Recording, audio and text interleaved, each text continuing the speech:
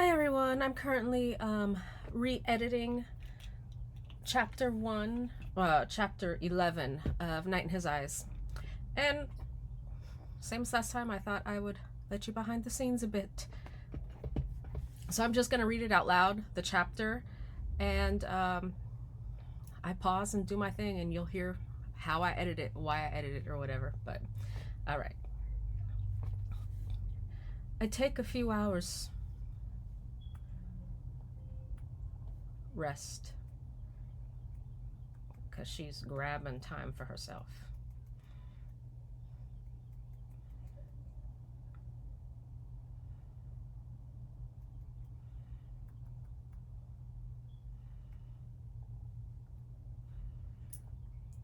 Okay, let me turn off my voice control. There we go. So I have to use the microphone in Scrivener. I rest a few hours to sleep and prepare after my little talk with the commander. Once Pharaon and our allies decide to strike, we organize fast, mount horses, and ride out through Pharaon district towards the palace the next afternoon. Cobalt and vermilion leather-clad warriors line the cobblestone streets, falling into formation as I canter past, Edouard, Juliette, Numer, and Terrell at my sides and rear. Our mounted knights clop behind us, metal armor reflecting the anemic sunlight. Rain scents the air, though the storms gathering on the distant mountain horizon have been teasing us for days. No clouds move, no rain falls, but the threat felt is real. Why it feels like a threat rather than weather, I don't know. I also wear armor, pauldron, breastplate, vambrace, Poland and greaves. I think I'm pronouncing that right. A spring-weight house cloak over my shoulders, my hair tightly braided on the sides and left flowing down my back. We're missing an opportunity.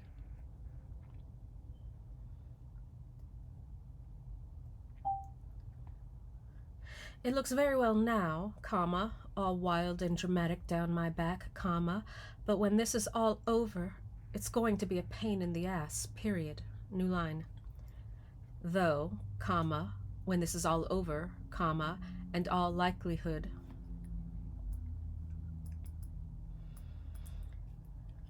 In all likelihood, I may be dead, and in that case, my hair is no longer my problem. It would be... I don't know how to pronounce that word. It would be gauche. It would be gauche. Don't laugh at me, y'all. It would be gauche to attack a prince wearing leathers. We honor him with our house armor. He'd better appreciate the gesture. The suits are expensive, comma, old, comma, and a bitch to maintain. Humans cannot produce fey armor. Pause. Side note, that's because it's from the old realm. It's a mix of metals, alloys, and that sort of thing that they can only get there because, of course, no iron, all that, and silver is not exactly protective. They could use... I think they could probably use human steel if they want to, but Fae are arrogant bitches, sons of bitches, so they import it, or they did when they first came over, when Lord Morion first came over. And it's expensive as fuck, so they don't have many of it. So it's just the most high-ranking knights who get to wear the pretty armor, which is probably highly impractical, but it looks good. Okay. Resume. Did you hit your head during the last battle? That should be italic. I think when I ran it through the computer to change it from first person past to first person present, it took out my italics. Did you hit your head during the last battle? Darken rants, his internal voice frigid. He's always been a master of icy hot. Have I taught you nothing of strategy? Your play is to launch a frontal assault? I should kill you myself and save Montague the embarrassment of fighting an infant leading a house of low-fae fools. Yeah, I'm not gonna mess with that. I like that.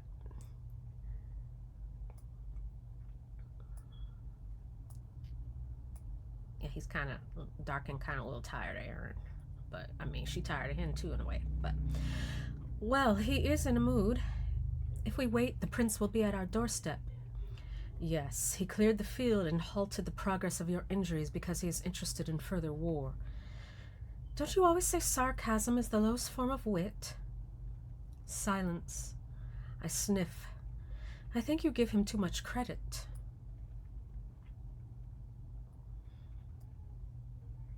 Formatting issues again. Don't you always say sarcasm is the lowest form of wit? That is such a Darkan thing to say. Darkan. A Darkan, that is such a Darkan thing to say, too.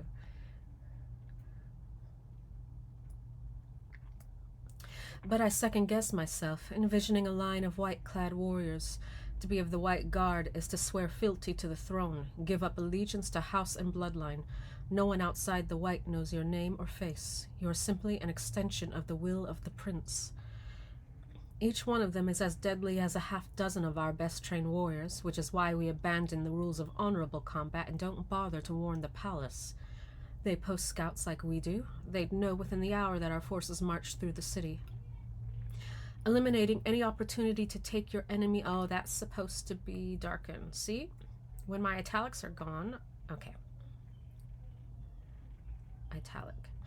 Eliminating any opportunity to take your enemy by surprise. I am all ears. Please explain your reasoning. I will wait. It should amuse. You don't sound like you think it's amusing. I smirk. I do dictate my stories in voices because I do. So I'm not just like doing this because I'm recording. I actually dictate in voices.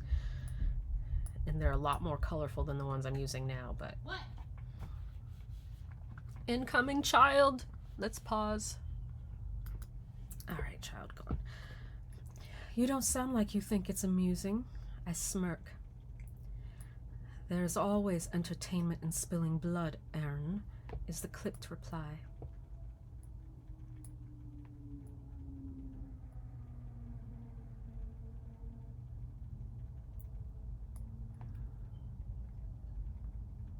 If I had understood the depth of disregard you have for your own, I would have addressed your education differently.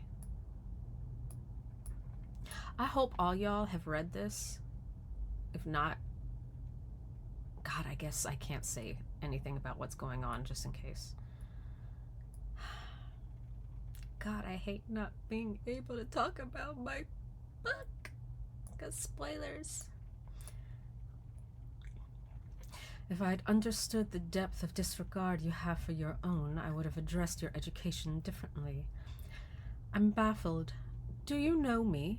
What education? College doesn't count. Julia and I were mostly drunk, and let me tell you, holding a glamour while drunk is harder than it seems.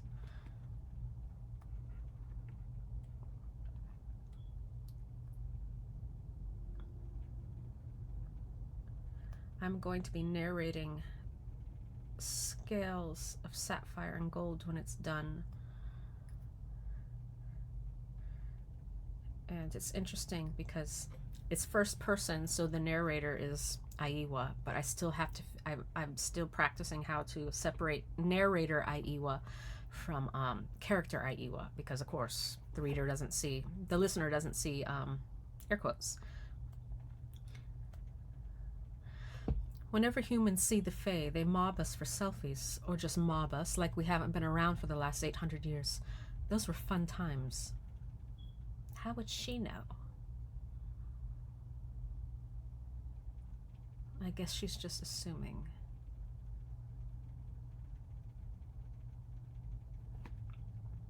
I'm gonna put that in a paragraph, a separate paragraph, okay. I flinch from an internal rush of his scalding anger. Yes, if I survive this, we will be having a long talk.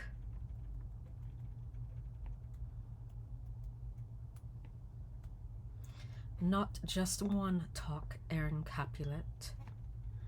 Not just one talk, Aaron Capulet.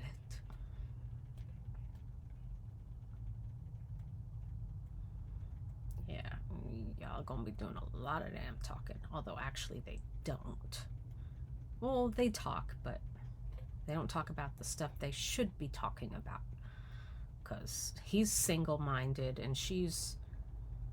I hate to keep using the word traumatized. I don't know what other word to use. She's figuring a lot of shit out. So, yeah. That sounds far more ominous than it has any right to be. Is that dialogue? Is she saying that to him or is she thinking that? See, it took my formatting out, so that sounds far more ominous than it has any right to be. I'm gonna keep that as her own thought. He'll hear it anyway. So even if she's not intending him to hear it, he'll still hear it.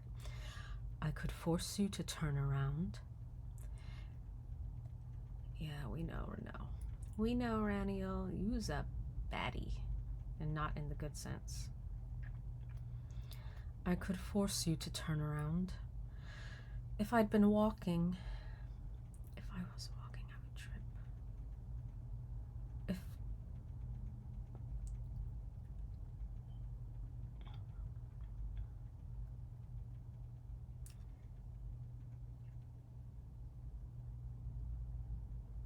I was walking, I would trip. Not tripped, because we converted this to present. I've never heard his voice so silky, so chillingly thoughtful. Yeah, because he's never actually, well, that's a lie. He has pressed his will without consent on her before, but she doesn't know that right now. And he hasn't done it since. And there's some reasons for that. So he really is, he's thoughtful because he's weighing the consequences of that action, because of course he has an agenda. And that agenda will not be served if Erin is any more pissed off at him than she currently is. Well, not him, Darkin. Oh shit, let me stop. Oh my god, did I just spoil it a minute ago when I called him Renault? Okay, I hope you all have read this. Okay. If I was walking, I would trip. I've never heard his voice so silky, so chillingly thoughtful. What? How the hell could he force me to do that? But I'm inclined to allow you to learn a lesson. I've forgotten what it is like to be young and grossly stupid. Evidently, I have been entirely too distracted. He also talks too much. He's really wordy.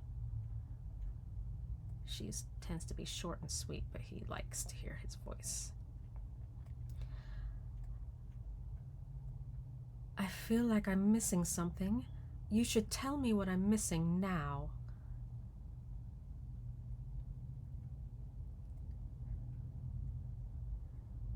And I know people are like, why doesn't she know who he is? Because that's intentional. And I will say, that's all I will say. That's why I keep saying Renault is not nice, y'all. He be doing a doozy on there and he's not nice. So, she's not dumb. She doesn't have certain information. Because certain people will not allow the information to stay in her head. So whenever she comes to certain conclusions that a normal, intelligent person would, those conclusions are poofed away by outside forces. Erin's not dumb. She's not dumb. It's not her. When it is clear, nope. When it's clear. I don't know why I thought contractions were like horrible when I first wrote this. Oh, poor Ruthie, and she had to narrate this too, with all the non-contracted words. I'm gonna have to apologize. Sorry, Ruthie! I understand a little bit better now. I will eventually have her commission her to do the entire series.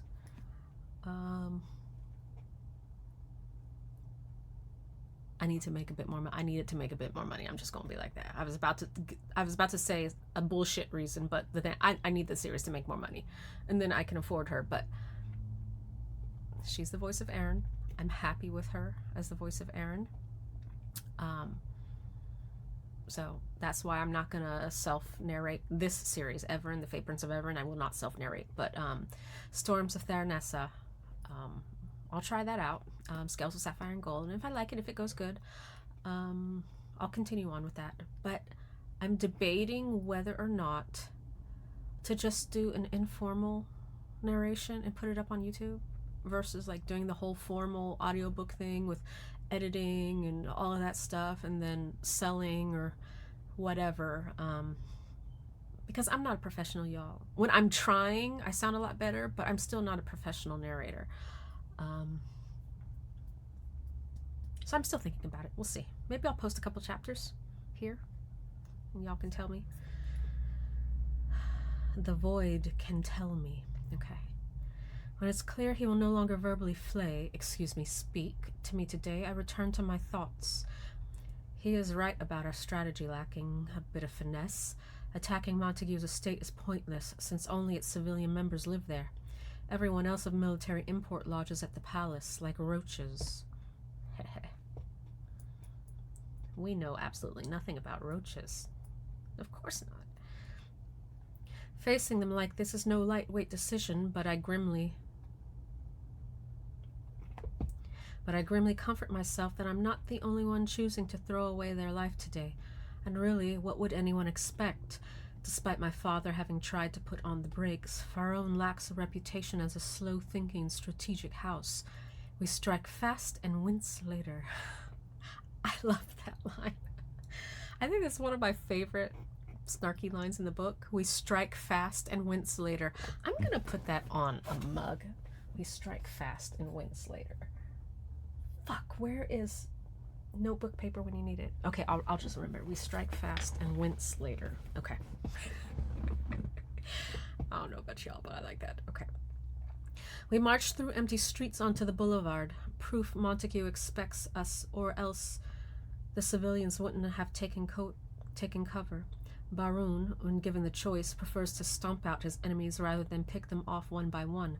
But perhaps Montague's newly awake High Lord has ordered the retreat to deal with us himself. I know which scenario I vote most likely. Once we clear Montague District, the final district before reaching the palace, we halt, the sun at our backs, roughly 36 hours since the prince woke and gate-crashed our skirmish. I have had woken, but I don't like that. Woke and gate-crashed our skirmish. A white stone courtyard sits in front at the first set of palace gates, fields on either side, the forest line a mile beyond. Not ideal terrain for a battle, but the best we have coming in this direction. The gates are closed, I remark, almost like they were expecting us. I hear someone snort faint. I'll just say someone snorts faintly, because the I hear is implied. I don't know why I did that. That's lazy. It's a little passive, too. It's a little passive. Someone snorts faintly is active. Okay. I dismount as Wyven and Ramon pull alongside me. Pharaon, Wyven, and Ramon face Montague, Leborn, and Lavigna. I scan them quickly, as I thought Siven has stayed home, not that Montague needs them. A tall male stands in front of a wall of white guard. I think I may have a capitalization issue. Okay, let me make a note. Search for that. All right.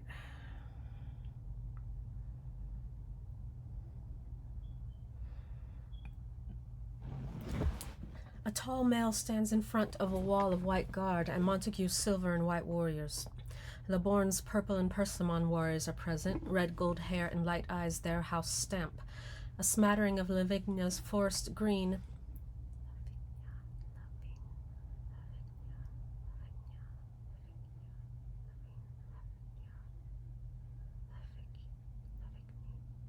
I actually think I meant it to be Lavigny.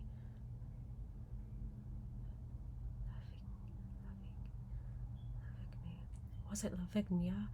I can't imagine I meant it to be Lavignia, because it sounds like lasagna. Lavigny, Lavigny, Lavigny. Note to self. Note to self. Figure out how the hell I meant to pronounce that house. They're not very important right now, so I don't know if I ever gave myself a pronunciation. Lavigny, Lavigny, Lavigny, Lavigny, Lavigny. Okay, Lavigny. Of Lavigny's forest green and antique gold, bronze skin and curled mahogany hair with eyes to match their livery. Numair and Juliet dismount as well, staring at the prince as if one of the mythical dark fae had risen. As if one of the mythical dark fae had risen. Okay, dark fae are mythical here.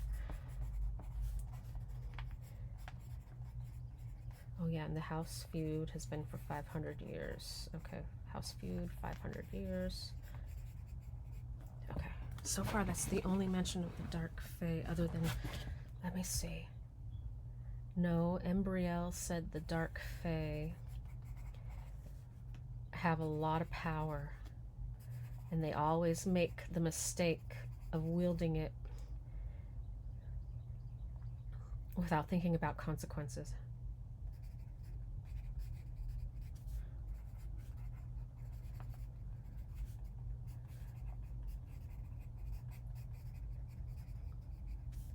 Without consequences, okay. Because I need to know how they view the dark fae right now, and I don't quite remember how present-day Everin thinks of the dark fae. I think they're supposed to be a boogeyman, but I'm not quite sure. Because this is a long time ago. I wrote this a while ago. And it's not the same in their home realm. Things are different in their home realm. This is Earth realm, where Everin is, so the cultures have divided over the last 800 years. They've gone their own ways a bit.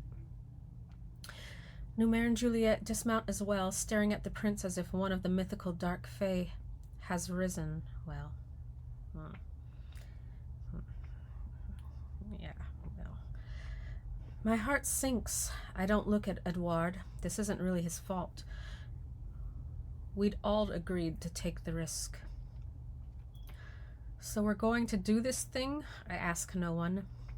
Have faith, the commander says. Oh, I have faith, Tyrell says. I have faith we'll all die gloriously.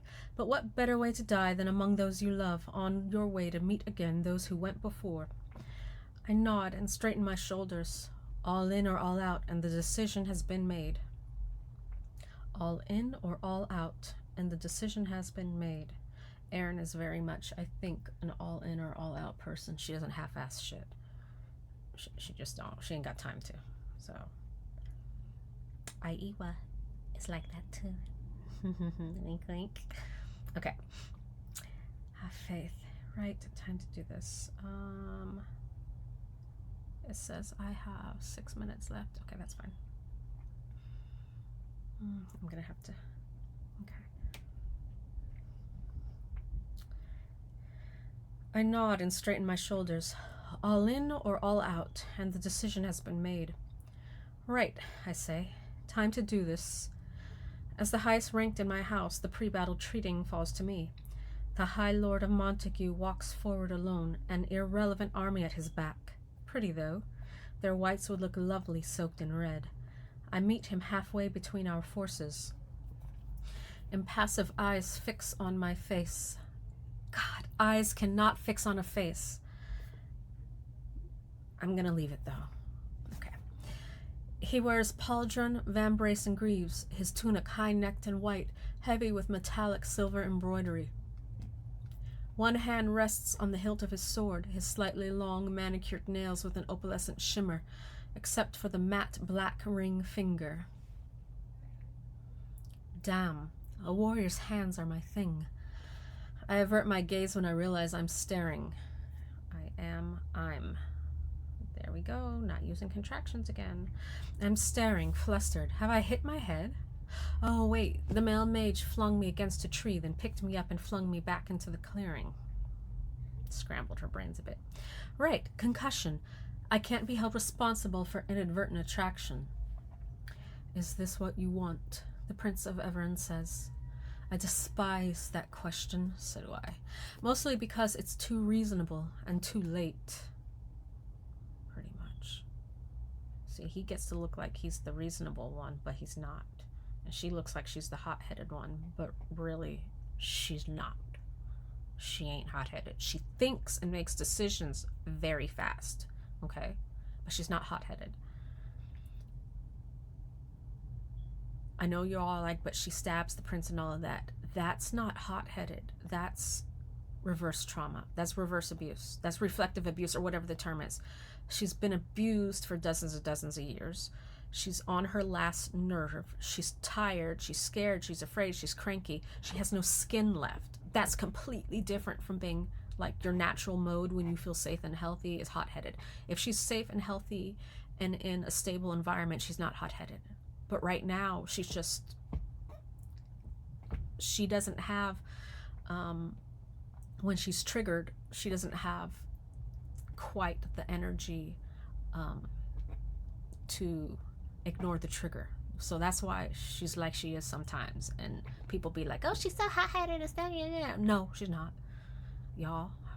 No, she's not. But that's my interpretation. Obviously, the reader has their own, which is just fine because the book belongs to the reader once it's out in the world. The houses could have ended the internecine warfare years ago if we'd battled it out in open combat rather than this endless cycle of petty ambush and retaliation. But then we would have had to find something else to spend our endless time on. Yeah. I won't comment on that. That's key, but I won't comment on it. In the chill of the dimming spring day, Renault's blue-black hair moves in a breeze as he gives me time to reflect. He has nothing but time, after all. Well, so do I, but low fae tend to die younger. I look into swirling eyes and wonder how much of his mind is home. Eyes the color of broken glass, like a shattered mirror or a shattered mind. I said mind twice.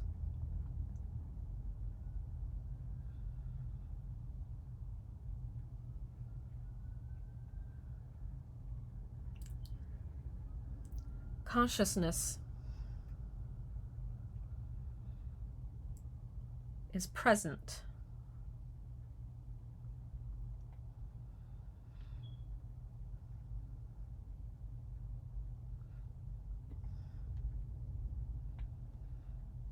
Eyes the color of broken glass, like a shattered mirror or a shattered mind. If you ask it, I will extend my mercy, he says, his deep voice quiet. It's lost the wintry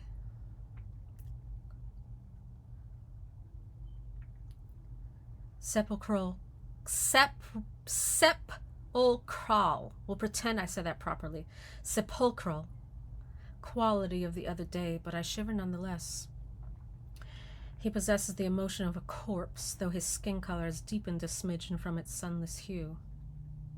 Okay, I think I'm going to stop right there. Lightness Eyes, Chapter 11, Behind the Scenes, re-edit. That's just a little bit. Talk to y'all later.